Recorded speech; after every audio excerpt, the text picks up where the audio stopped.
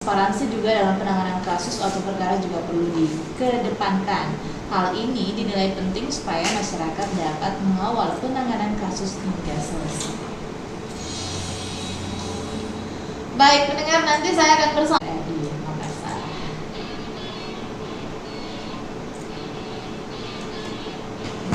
Gimana nomor itu yang wajo? Oh, sudah kue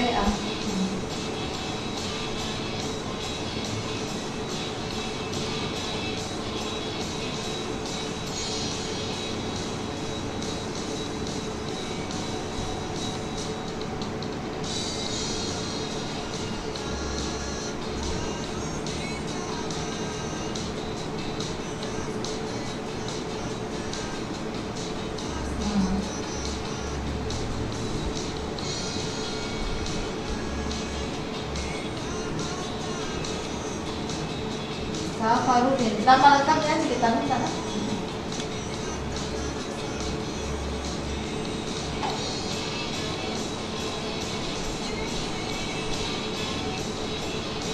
Udah nih.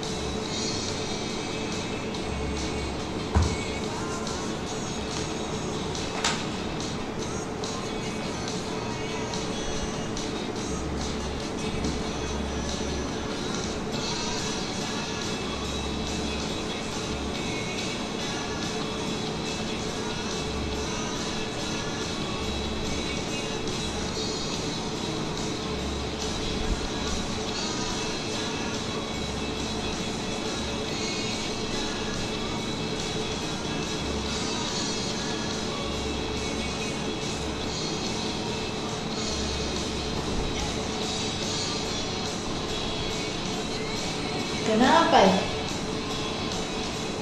Serius na Ipa? Ipan bisa minta? Serius na Ipa? Ya hubungi mereka. Serius ka dong. Video Iqbal.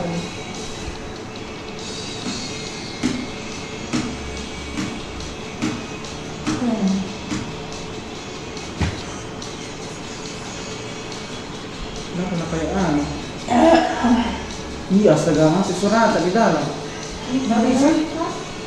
Jangan dulu bicara, kan? Ini masuk surat ke dalam. Nih, masuk di sini. Kenapa bisa? Ganti dulu.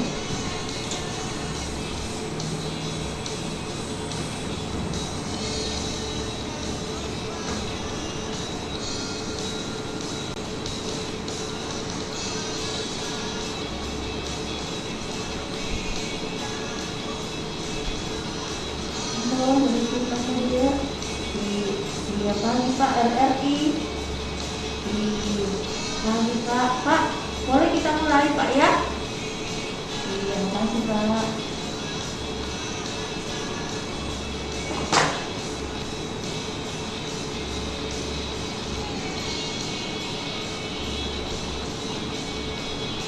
Oh ya betul Pak. Bisa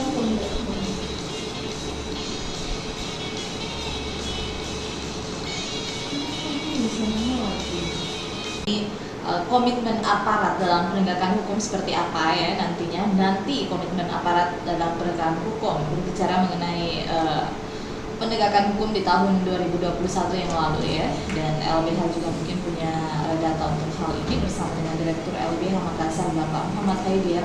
Selamat pagi, Assalamualaikum warahmatullahi wabarakatuh Pak Haidir. Ya, selamat pagi. Assalamualaikum warahmatullahi wabarakatuh Pak Haidir.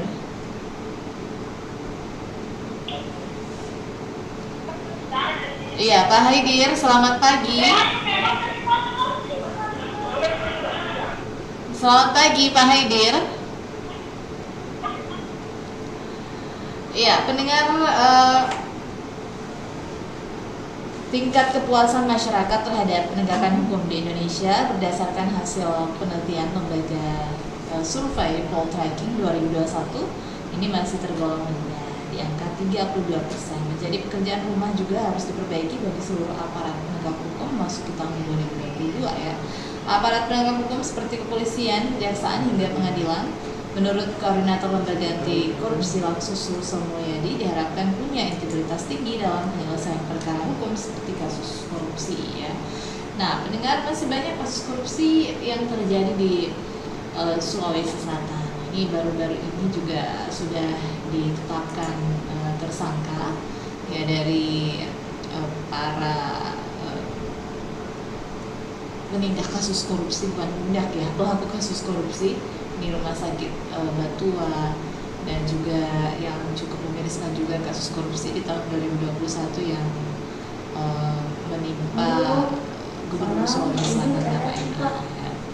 Nah, masih banyak juga kasus-kasus yang lainnya yang saat ini juga masih sedang berjalan di Bansos COVID-19.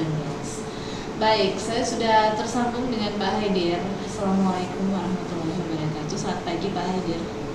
Waalaikumsalam, selamat pagi. Iya, apa kabar di pagi hari ini? Baik. Baik.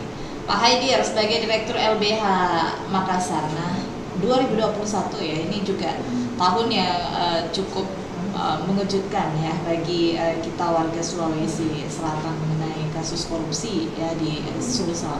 Nah, bagaimana Anda melihat ya dari evaluasi kasus korupsi yang terjadi di Sulawesi Selatan dan seperti apa tingkat kepuasan masyarakat juga terhadap penegakan hukum di Sulsel ya dari yang Anda amati di tahun 2021 Pak Haidir? Ya, baik. Jadi kan di tahun 2021 kan kita sempat sudah merilis ya data-data kasus yang sejauh ini ditangani oleh LBH sejak 2021. Bacaan kami dari kasus-kasus itu, kami memberikan minimal ada 3 rekomendasi tapi kaitannya dengan penegakan hukum. Saat ini sebenarnya hal yang paling penting adalah reformasi di tubuh kepolisian sendiri, khususnya fungsi reformasi khususnya untuk fungsi penegakan hukum, artinya pada proses penyelidikan maupun penyidikan. Nah, gitu. Jadi ada beberapa kasus yang kemudian kami catat, khususnya karena di tahun lalu, untuk di tahun 2021 itu kita merilis ada banyak sekali kasus kekerasan terhadap perempuan dan anak yang kemudian prosesnya sangat sulit untuk didorong di kepolisian. Tidak hanya itu, tidak hanya kemudian sulit, tapi juga kaitannya dengan metode atau cara kepolisian dalam melakukan pemeriksaannya. Kadang-kadang kembali mengorbankan korban, blaming victim dan lain-lain. Itu sejauh ini yang kami amati dari penanganan kasus yang kami lakukan sejak 2021. Ya, selain yang tadi kasus-kasus kekerasan perempuan, sebenarnya ada juga beberapa kasus yang paling tinggi, yaitu kasus pertanahan dan lain-lain, kasus tanah yang sebenarnya berdampak. Sebenarnya persoalannya ada pada sulitnya mengakses administrasi pertanahan sebenarnya kalau kasus-kasus pertanahan untuk LBH Makassar. Baik. Nah, ada berapa sebenarnya kasus yang dirilis oleh LBH yang dianggap paling membutuhkan perhatian, Pak? Bukan hanya kasus anak ya, kasus pertanahan, terus kasus apa lagi, Pak? Beberapa kasus yang jadi pertama kasus penanganan perempuan anak ya, kemudian juga hal yang perlu mendapat perhatian itu adalah penanganan kasus untuk extrajudicial killing, penyiksaan, ya, kasus-kasus yang pelakunya adalah kepolisian, Baik. oknum kepolisian. Nah itu saya pikir hal yang penting dilihat juga. Hal lain, kasus tanah tadi ya. Kalau LBH sendiri kemarin menangani kasus 250-an kasus yang kita tangani, dan yang paling tinggi itu kasus tanah dan kasus kekerasan terhadap perempuan. Baik. Tapi ada beberapa kasus yang juga menjadi sorotan. Nah, salah satunya yang tadi saya ingin sampaikan, sulitnya mendorong kasus-kasus yang kasus pidana yang melibatkan aparat kepolisian atau oknum kepolisian yang diduga melakukan tindak pidana tersebut. Baik.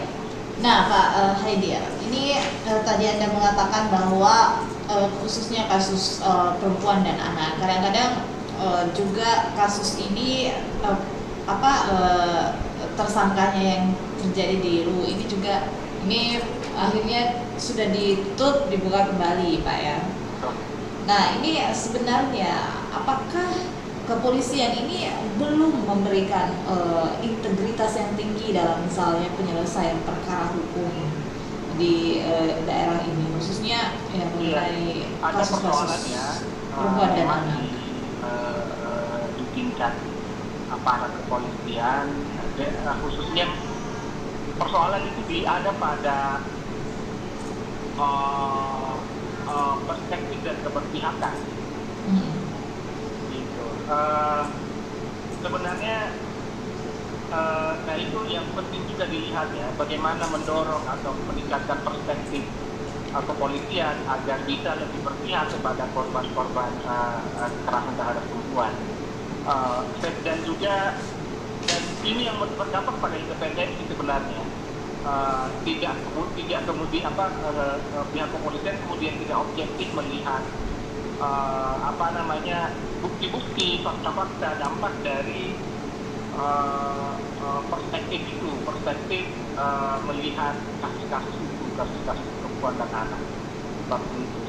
Dan saya pikir salah satu rekomendasi ke depannya adalah yang LBH tawarkan adalah melakukan reformasi kepolisian, dan reformasi itu harus berujung pada bagaimana memperbaiki sistem penegakan hukum, khususnya pada wilayah perspektif aparat untuk kasus perempuan dan anak, juga soal profesionalisme dalam penanganan kasus. Baik. Jadi Anda menilai bahwa reformasi kepolisian saat ini belum bisa berjalan optimal ya, Pak Haidir? Kalau kita lihat dari apa yang ada saat ini ya, sulitnya mendorong kasus-kasus yang ada kaitannya dengan oknum kepolisian, sulitnya mendorong kasus-kasus yang saya bilang tadi yang ada kaitannya dengan perempuan dan anak, kekerasan terhadap perempuan dan anak, kasus-kasus lain juga, ya harusnya ada juga soal kasus-kasus penyiksaan sampai dugaan pungli dan korup di kepolisian itu harusnya menjadi perhatian. Dan sampai hari ini juga saya pikir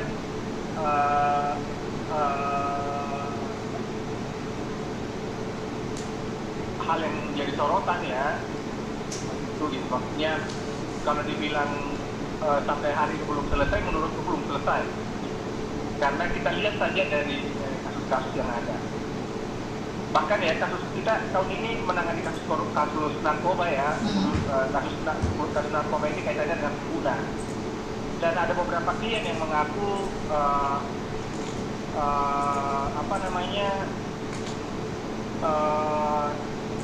diminta duit misalnya uang ya, untuk misalnya menukar pasal dan lain-lain. Itu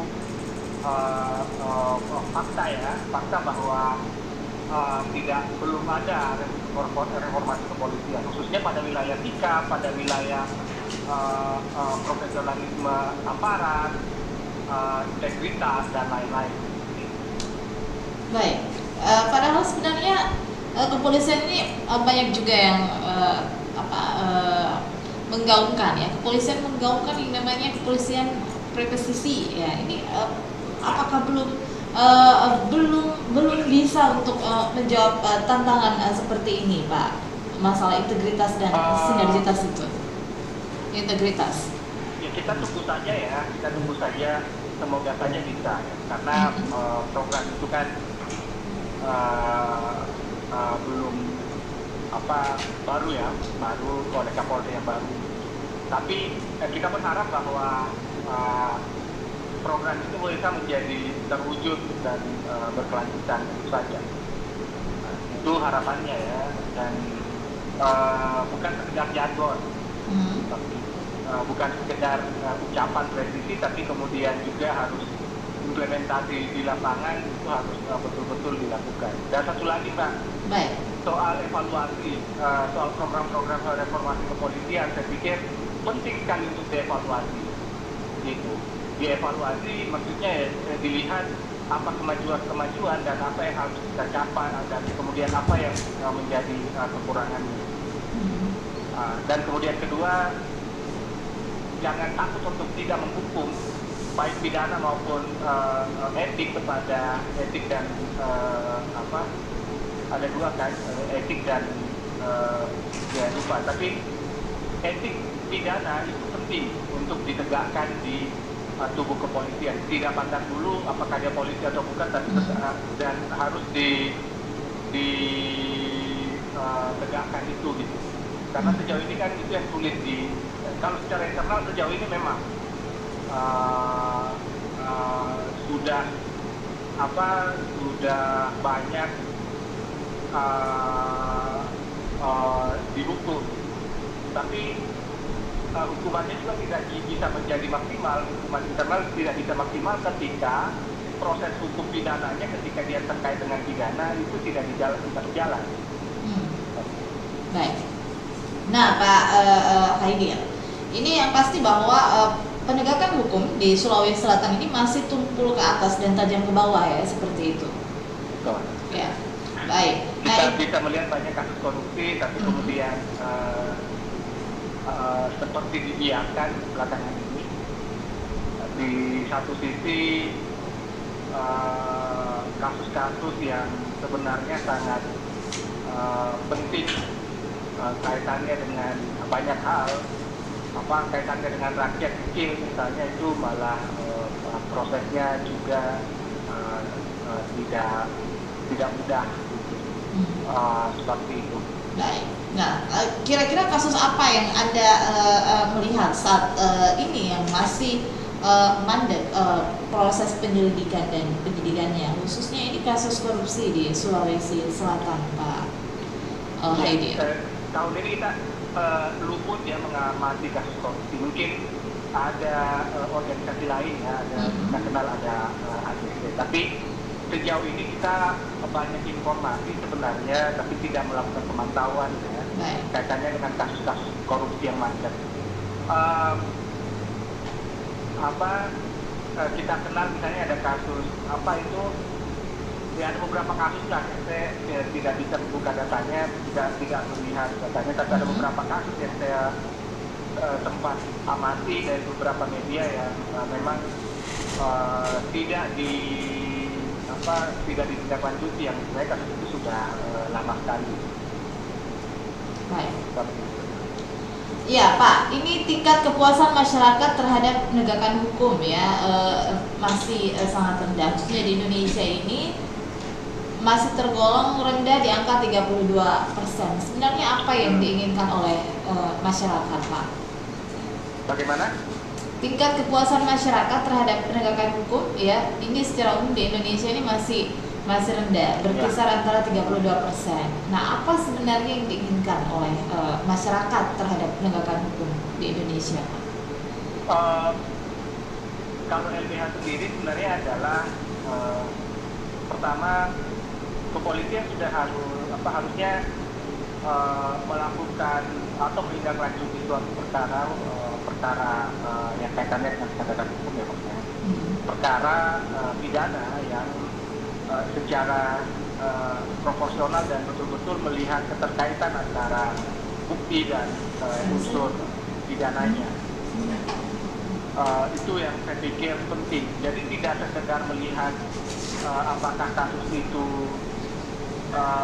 banyak dibicarakan publik atau tidak, tapi karena ini bicara soal tugas dan fungsi yang diberikan oleh undang-undang, kewenangan kepolisian yang diberikan oleh undang-undang.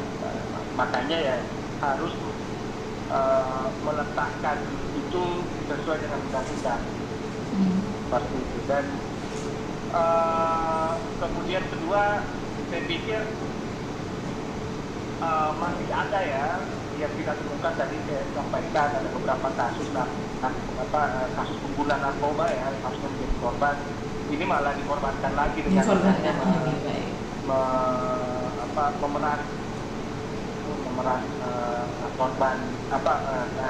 korban narkoba itu, korban peredaran narkoba tersebut.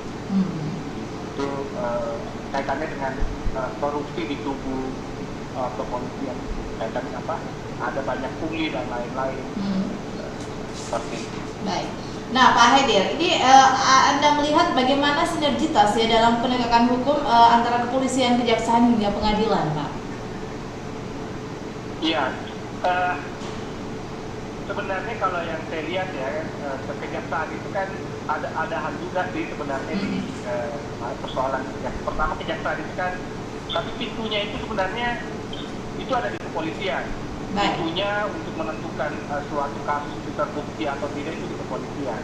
Makanya hati-hatinya itu harus di kepolisian sejak awal.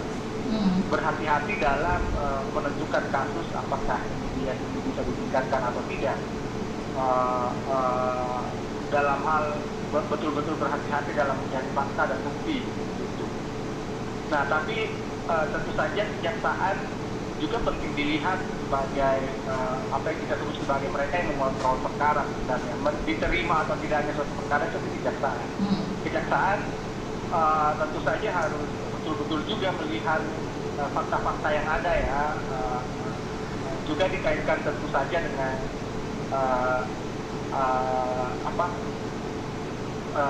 unsur-unsur pidananya. Nah, ada satu hal yang sebenarnya penting juga dilakukan oleh kepolisian, juga kejaksaan. Ini harus ada sinergi kaitannya dengan keterbukaan informasi publik terkait perkara-perkara. Tentu saja tetap melihat ada yang disebut dengan kerahasiaan perkara ya, tapi terkait dengan perkembangan perkara dan lain-lain. Ini penting sekali tiga pihak ini melakukan duduk bersama membicarakan soal informasi publik. Kenapa tidak ada satu sistem informasi yang bisa dibangun oleh tiga penegak hukum ini? Baik. Sistem informasinya, teknologi ya maksudnya, yang bisa memperlihatkan langsung apa yang kemudian memperlihatkan langsung ke masyarakat perkembangan perkara dan lain-lain. Jadi apakah sudah P21 oleh jaksa, kemudian itu bisa dilihat di dunia. Tentu saja bukan bukti ya yang kemudian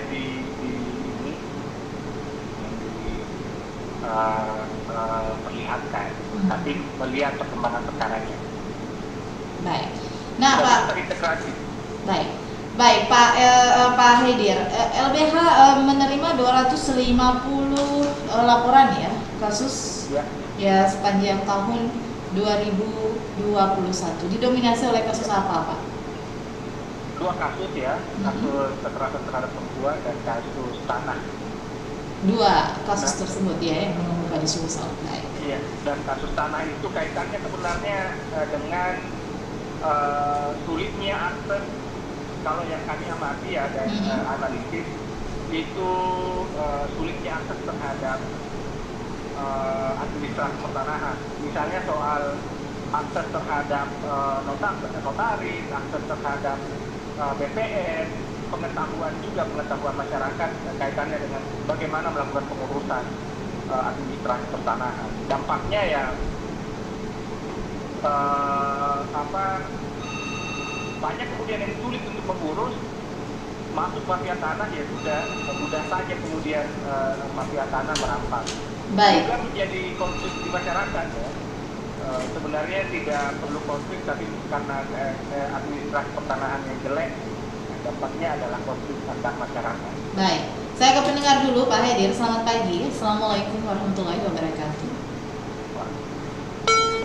Ya, terputus. Baik, untuk Anda yang bergabung di 082133333940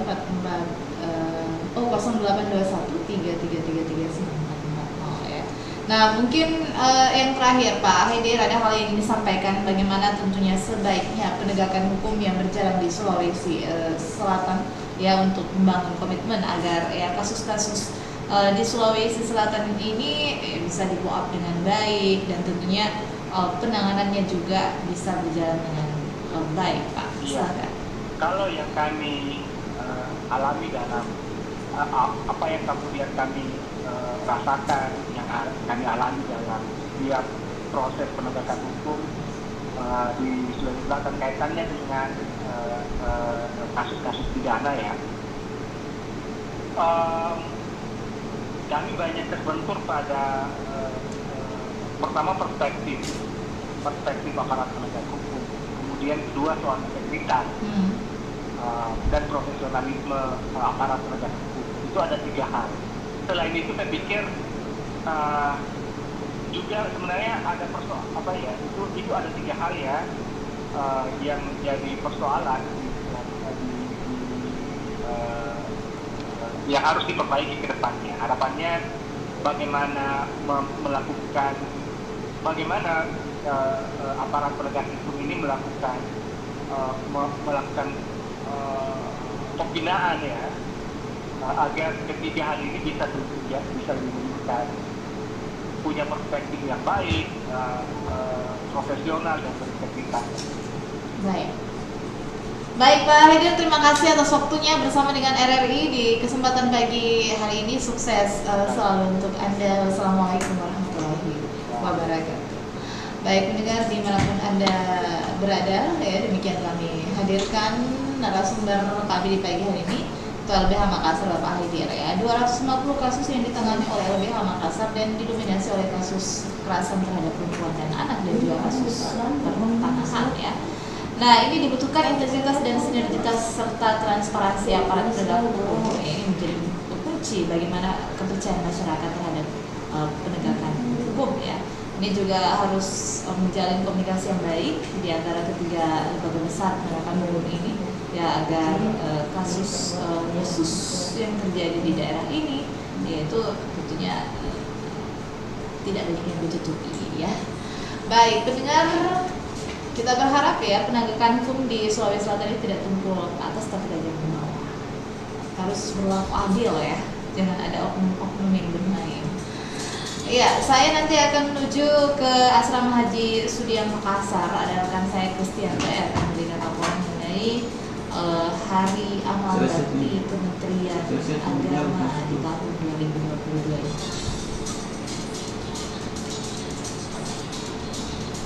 Siap juga Pak Idi Beden. Terus tadi setel kemudian dah siap. Baru siap. Begini. Apa? Pak Idi dari Presiden. Dia mau juga wawancara kan, tapi kok nggak ini loh, dia siap sih Ben. Tapi tadi setel kok. Dia bilang ada Kak di Pemkot.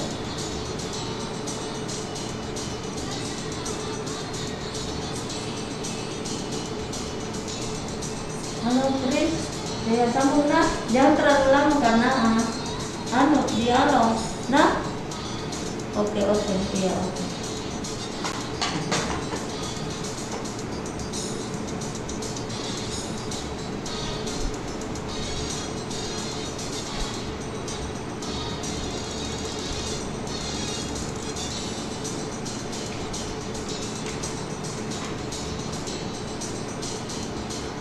Baik, kita tersambung dengan rekan Kristianto, reporter RRI Makassar di Asrama Haji Sudiang mengenai peringatan Hari Amal Bakti ke-76 ya, dengan tema transformasi layanan umat digelar di Aula Arafah Asrama Haji Sudiang Makassar. Silakan rekan Kristianto. Ya, Kristianto silakan laporan Anda. Iya, Kristianto, selamat pagi. Ya, selamat pagi ya. Ya, silahkan laporan Anda langsung dari Asrama Haji Sudia Makassar mengenai peringatan Hari Amal Bakti ke-76 ya di hari ini. Silakan. Dengar saat ini kami tengah berada di Asrama Haji, di mana beberapa menit yang lalu telah digelar kegiatan peringatan Hari Amal Bakti ke-76 yang mengangkat jemaat dan menghormati layanan umat yang digelar di Aula Arafah. Kegiatan ini mengimplementasikan bahwasanya Kementerian Agama terus berupaya untuk meningkatkan berbagai pelayanan, terutama dalam kemaslahatan umat. Selama ini kami didampingi oleh Kakang Wira Kemenak Sosial, Bapak Haji Karwani. Selamat kami, Pak. Selamat pagi. Ya. Salam sejahtera, salam satu, nama budaya, salam kebajikan. Ya. Bapak bisa ceritakan sedikit inti dari kegiatan ini seperti apa, Pak? Ya. Inti dari kegiatan Hari Amal Bakti Kementerian Agama adalah pertama merefleksi dan mengevaluasi hasil-hasil pendidikan Kementerian Agama, baik dalam hal pendidikan agama dan keagamaan, pendidikan pesantren, layanan-layanan KUA, kemudian layanan ibadah haji dan umroh, serta layanan-layanan bidang keagamaan yang lainnya. Ini kegiatan ini sudah mengimplementasikan bahwasanya semakin tahun Kementerian Agama terus berupaya untuk memberikan yang terbaik kepada umat ya, Pak ya. Ini terkait disinggung sedikit ada insiden yang terjadi di Luhut Timur. Bapak menyikapi seperti apa, Pak? Meninggalnya salah satu imam yang dilakukan oleh salah satu oknum masyarakat. Bapak menyikapi dan imbau kepada masyarakat seperti apa, Pak? Saya kira berdasarkan informasi dan pengakuan dari pelaku yang bernama Aditya Prayoga terhadap Imam Masjid Nurul Ikhwan Gelo Palu yang bernama Yusuf Kambi. Saya kira ini berkaitan dengan persoalan pribadi di mana yang dilakukan dikala melewati jalanan di dekat masjid, menabrak masjid, kemudian Pak Imam Masjid menegur pelaku, dan pada perjalanannya pelaku ternyata tidak menerima teguran dari Imam Masjid, kemudian emosi dan melakukan penganiayaan sampai yang bersangkutan meninggal. Kemudian langkah ke depannya seperti apa supaya peristiwa ini tidak terjadi, Pak? Ya. Yang saya harapkan dari peristiwa ini kepada masyarakat tidak semata-mata atau semuanya dikaitkan dengan peristiwa-peristiwa terhadap ulama, karena ini semata-mata hanya persoalan pribadi yang ditegur oleh yang bersangkutan atau oleh almarhum. Oleh karena itu kepada masyarakat diminta untuk tetap tenang, karena persoalan ini bukan persoalan yang berkaitan dengan agama. Paling tidak itu informasi awal yang kami terima dari pihak kepolisian. Terima kasih, Pak. Ya, terima kasih.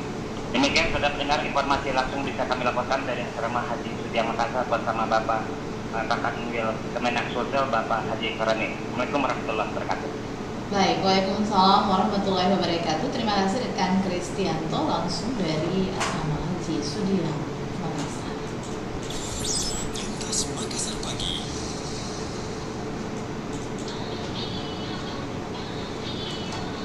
Siapa ini?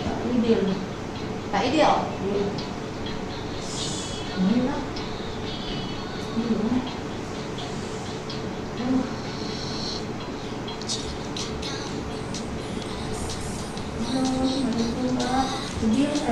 Pak. Idil, saya sama Pak ya. Iya, makasih Pak.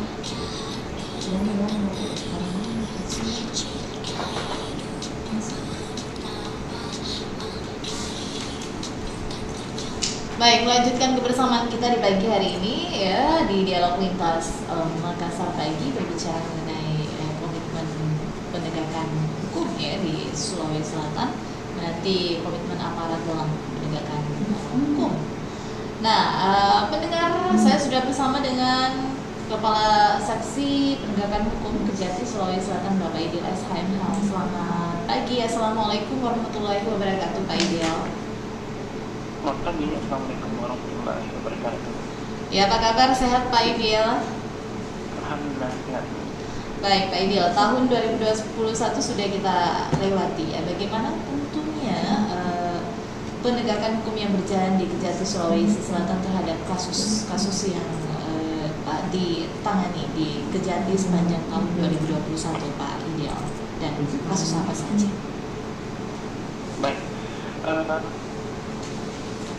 tahun 2001 merupakan momen tersendiri atau penetapan tersendiri bagi aparat penegak hukum, terutama jaksa dalam penanganan korupsi, di mana terdapat pandemi COVID-19 yang melanda bangsa kita, termasuk di Sulawesi Selatan ini, sehingga menjadi juga satu tantangan tersendiri dalam penegakan hukum di wilayah Sulawesi Selatan. Nah, untuk tahun 2021 kemarin, Kejaksaan Tinggi Selatan dengan kesadaran bahwa berdasarkan laporan perkara tentu harus dilihat dari kualitas laporan perkara, bisa dilihat dari jumlah perkara yang dilakukan oleh pelaku, kemudian status sosial pelaku di mata masyarakat, termasuk juga kompleksitas perkara itu, dan sekaligus mengangkat kasus-kasus yang tentunya tindak pidana pencucian uangnya jika memungkinkan. Gitu kira-kira Pak. Baik.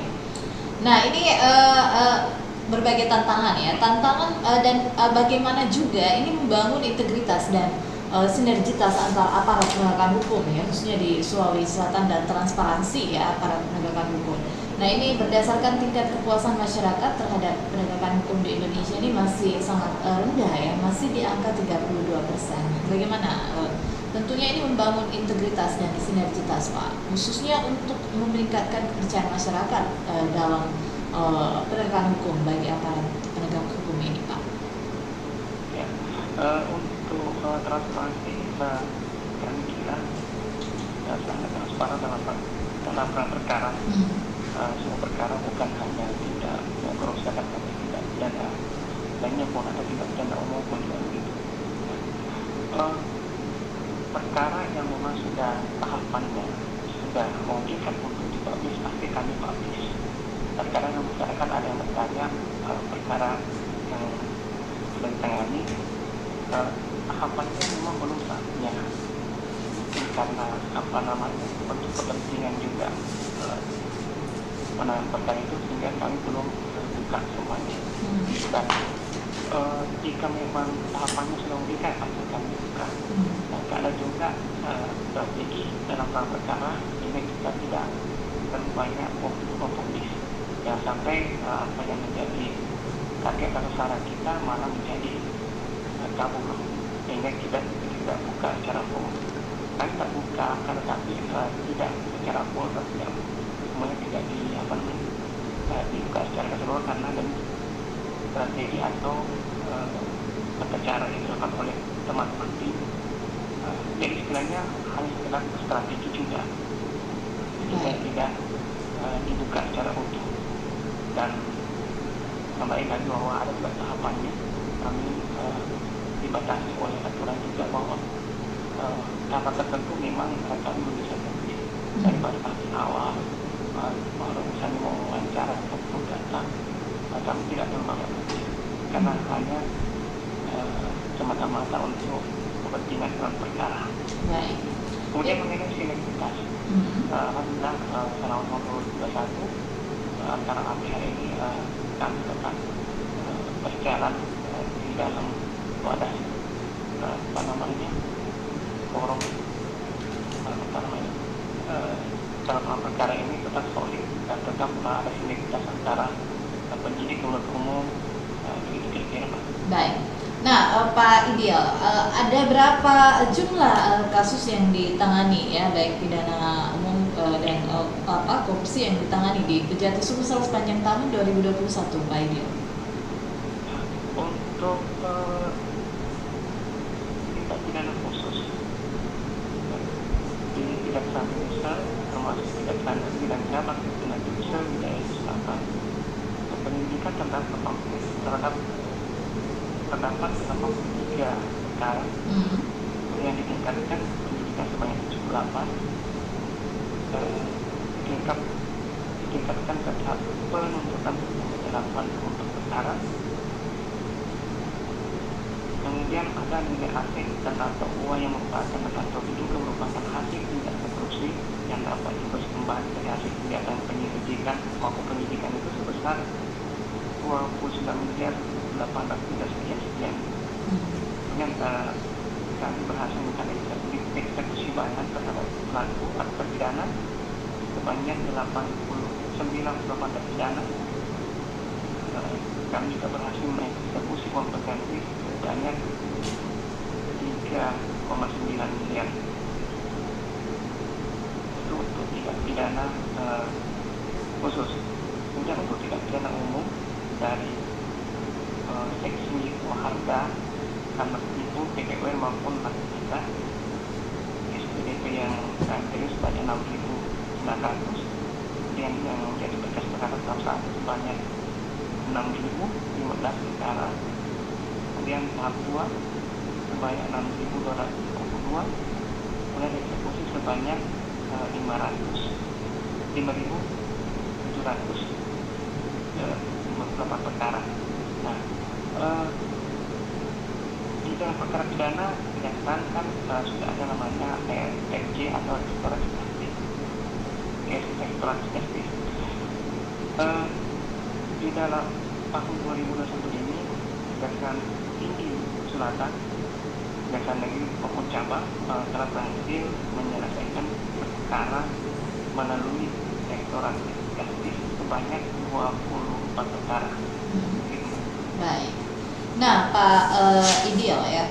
Nah, ini kasus-kasus apa saja yang paling krusial yang saat ini yang ditangani dan sudah diputuskan di tingkat kejaksaan di tahun 2021, Pak? Sudah banyak tadi disampaikan bahwa untuk perkara tindak pidana khusus itu yang dibawa ke penuntutan persidangan banyak dalam 40 perkara. Baik. Kami mengurai satu-satu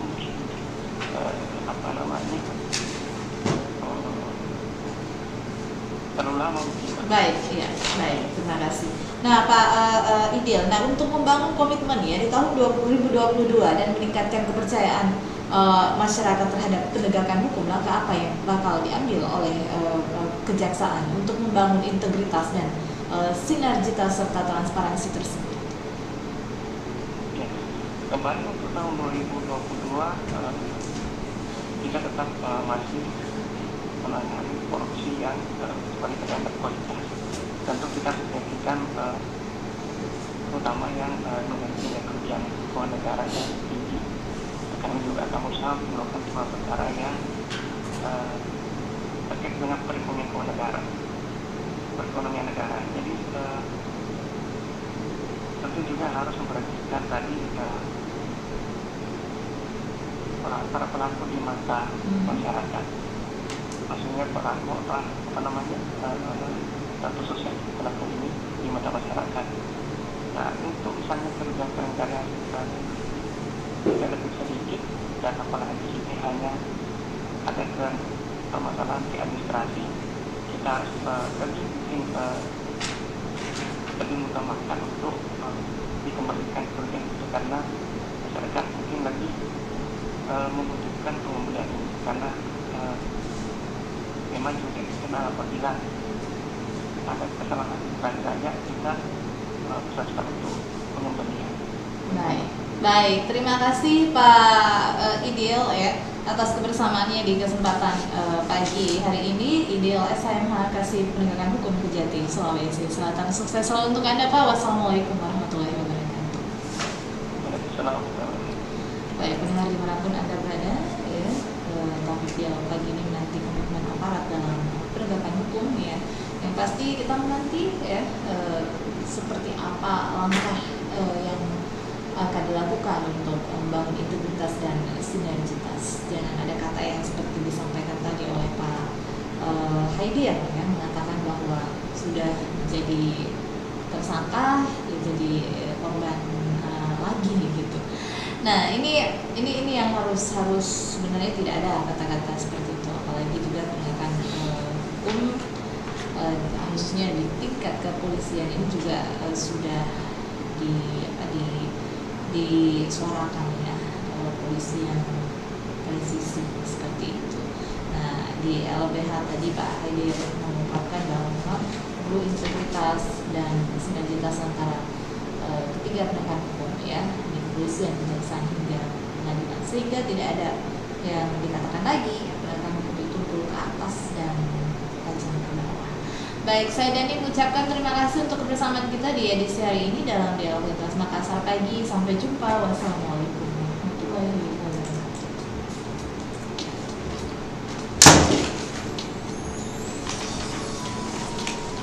Maaf nanti.